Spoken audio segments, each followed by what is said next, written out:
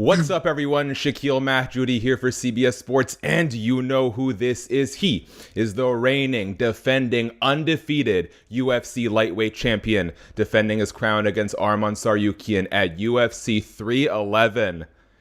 In my opinion, sorry Dana White, the best pound-for-pound fighter on this planet, Islam Makhachev. How's it going? Thank you, man. Thank you. Thank you. Listen, I think most of us are fighting the same battle Dana, here. Dana thinks same, but he want to promote this guy more because this guy he's old. He have two more fight, but I know what Dana know. I know. Well, it's funny that we mentioned John because I did want to start here before we talk about the fights. John Jones, one of his legendary rivals, Daniel Cormier. Although I'd argue you're a bigger rival, can you watch this video back and tell me why it is that you guys like to bully Daniel Cormier so much? For Max and DC, let's just call back what we talked about at the beginning. Who is the real daddest man on the planet? I mean, I can. Did you not see this guy skateboarding? He can't skateboard. He can't skate. He can't really do anything. He's a fraud. But he's very good on chicken. He likes eat chicken. Oh yeah, I saw that. I think he's baddest man on the Guys, even in virtual reality, what are you doing to poor man, DC? I really believe if he eat clean all his life, he can fight, still can fighting, Yeah. But this guy he not eating, he promote, they promote fast food and all this stuff, and still promoted. Like a couple months ago, he put some video about fast food. I say, hey, stop, you don't have to eat this because you're so big now. This is the big problem because look at that Cristiano Ronaldo, how old he is, but he is still in very good shape. Food, it's a very important thing if you want to be in like many years in the shape, many either fighting like for any sports. It's number one important things. Maybe that can be Cormier's New Year's resolution for 2025. I was talking to Javier Mendez a couple days ago, and I would love your opinion on this. He was saying that it's hard to find a big weakness in Arman Tsarukyan, and that you're going to have to go there and feel it out and take advantage of the opportunities that are present. When you look at Arman, where do you think that you have the biggest advantage over him? Honestly, I agree with coach. He don't have any weakness, but if I want to see his weakness, I have to go very deep, And Arman have everything. That's why he's a real contender, number one in our division right now. And I push myself last 3 months very hard for this fight because I know I have real contender who want to take my belt, and I don't want to give him any chance. Obviously, it's been a long time since the first time you fought, but I am curious. Is there anything that you would like to prove to yourself after the first fight was relatively competitive? Of course, I prove a lot from every fight. I learn a lot. For example, from the last fight, I improve my striking a lot. I start to believe my striking more, and every fight, every camps makes you grow up, makes you improve. I know that your striking is improving. You put it on display against Dustin Poirier, but I know Khabib wasn't very happy with you. In your defense, Khabib did the same thing against Al Iaquinta, so I think you should understand. What's going through your mind when you're trying to, test some of your new skills in person? If he let me strike more in that last fight, I can knock him out, Dustin. But I go like 1-2, like 1-2-3, and they take him down. But he choose the easy way, because the weakness from the Dustin, everybody he's wrestling. But last fight, he defends very well. That's why I use my striking more. Hey, I think, you're working on it. You got to put it into practice sometimes, so you have my support. Speaking of practice all my life, I'm like, I know I have high level striking, but if you see my opponents, like, I know I have better than all my opponents wrestling. That's why I just have to choose the easy way. I am curious, just on the note of Dustin, it sounds like his next fight will probably be his last. In your opinion, what is Dustin Poirier's legacy once he retires? Dustin, I think he's already in Hall of Fames, and he he showed all MMA fans how many like great fights.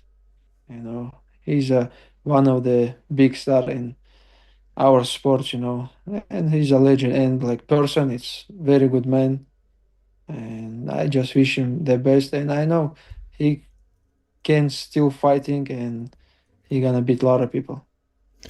Charles Oliveira will be in the front row for your fight. He's hoping to face off with you after the fight ends. Are you anticipating that you and DuBronx will probably fight again this year?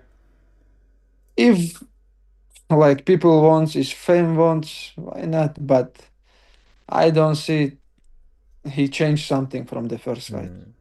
Second fight is gonna be same. But if the fans want, I know he have big fans in Brazil and US. He's a like big star in our sports. If they want, let's go, let's do it again. But I don't want to look uh, after Arman because I have real contender right now. I have to focus on him. And if you do beat Arman on Saturday, you will break the record for most lightweight title defenses. You're currently tied with Khabib, Benson Henderson, Frankie Edgar, BJ Penn. Two-part question. First, what would it mean for you as a close friend, as a pupil, as in many ways a brother of Khabib, to break the record that you two share right now? Man, it's like, everybody asks this question, I but know. inside the team, we don't have any like comparative, like who beat his record, you beat my record. Habib's here to help us to be better than him, to push us, to help us. But we never talk even about this, and records and all this stuff. It's nothing for me. I just want to keep my belt. Well, and I think he would want you to break it, right? Like, he's your Uh, friend, he's your lead, he's your coach. He he wants the have best for he you, I would have think. 29-0, brother, Yeah. and this is the biggest record which I'm can't beat because I have one loss. Well, you guys can each have one record to your credit, then I think that's fair. Um, I know that Javier Mendez, it's been very important for him to start taking a little bit more of a backseat and really allowing Khabib to grow as a coach. And Javier said that, Khabib's very hands-on in a way that Javier and Abdulmanap weren't so much. To see the success you're having, Umar's fighting for the title, Usman is the champion in Bellator. What does it mean for you guys to now not only be proving how amazing of a coach Abdulmanap was, but how great of a coach Khabib is becoming? It's mean, we have best team in the world. That's why we have a lot of tough guy. We have a lot of high level fighters. We have best team, best coaches, and important things. They all wish each other the best. We're here to help each other. We have more than 20 people here, and everybody come to help, not for money, not for nothing, just help to our brother, to our friends to be champion. And same things for me. If someone from this team needs something, I'm always gonna be close. Always gonna help these guys. And I this is the number one important things. I know that Usman has aspirations of becoming the UFC lightweight champion one day as well. Obviously, it's a space you occupy. When do you think would be a good time for maybe Usman to come to the UFC so that he doesn't conflict with what you're doing right now? If you watch Bellator, I think he have just one fight. That's it. I don't see some other contender in his division in Bellator. It's a good time to jump to the UFC, jump to the bus. Before we finish on some rapid fire, I did ask Javier Mendez who the funniest fighter in your gym is, and he said Khabib. Now, I gotta say, Islam Makhachev has a lot of jokes too. Do you think Javier made the right call, or is he not giving you credit? Khabib is not joking. Always serious, always training, training, training, and in his mind, always we did some not like full. We have to do more, we have to do more. Today is the Thursday, he's still pushing us.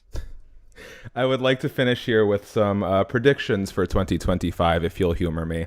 First, which is more likely to happen in 2025? Islam Makhachev versus Ilia Topuria, or Islam Makhachev versus the winner of Belal versus Shavkat? I think the second one, Okay, because with Topuria not make sense. For what? For belt or what? Money? I have money. I don't need. I need the second belt. I like it. Where are we here? You kind of already answered this, but will Usman Nurmagomedov sign with the UFC by the end of the year? Just a prediction. When? Yeah, Now, if you ask me, now it's a good time. I like it. Will the Because second? when Sorry, go on. he need like couple years to come to be contender, and that moment we can change the champion. I can leave this belt. I like it. I think that'd be a beautiful note for the family and for the team. Last one, just to start this how we finished it. Will Daniel Cormier see his own abs by the end of the year? It's, I wish, I hope. Okay. Good attitude. We'll pray for him. Islam, thank you so much. It's always a really nice time talking to you. I want to let you have the last word. So very quickly, guys, thanks so much for watching the video. Subscribe, tap the bell, thumbs up. Let us know what your New Year's resolution in MMA is for 2025 and your prediction for Makhachev versus Tsarukyan 2, the main event of UFC 311.